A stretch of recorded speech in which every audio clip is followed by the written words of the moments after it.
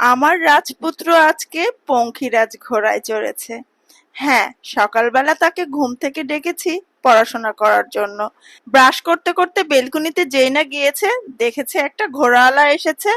দৌড় দিয়ে এসে বলছে, মা আমাকে ঘোড়ায় চড়তে হবে, মাত্র 20 টাকা নেবে আর 2 বার ঘোরাবে। আমরা যখন ছোট ছিলাম মাঝে মাঝেই বানরের খেলা আসতো, বিভিন্ন প্রকার অঙ্গভঙ্গি করে বানর খেলা দেখাতো। অনেক সময় 2-3টা করে বড় বড় সাপ নিয়ে সাপের খেলা দেখাতে আসতো বেদেরা, কিন্তু এখন আর সেসব আসে না। এখনকার বাচ্চারা বানর খেলা, সাপ খেলা এসব কিছুই দেখতে পায় না।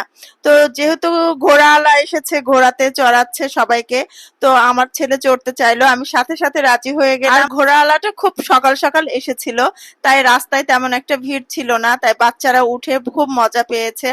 আর সবচেয়ে আগে কিন্তু আমার ছেলেই উঠেছে সবার আগে, তারপরে পাড়ার অন্যান্য বাচ্চারাও উঠেছিল। অনেক সময় পর্যন্ত এই ঘোড়াওয়ালা ছিল, বেশ ভালো ইনকাম হয়েছে। একবার ঘুরিয়ে আরেকবার ঘোরাচ্ছে আর 20 টাকা করে নিচ্ছে। আমার ছেলে তো ভীষণ খুশি হয়েছে, আর সবাইকে বলছিল আমি ঘোড়ায় চড়েছি, সবার আগে আমি ঘোড়ায় চড়েছি। আর ঘোড়াওয়ালাটাও ভীষণ চালাক, আমি ভিডিও করছিলাম বলে আমার ছেলেকে একবার বেশি ঘোড়ায় চড়িয়েছে, মানে একবার বেশি ঘুরিয়েছে।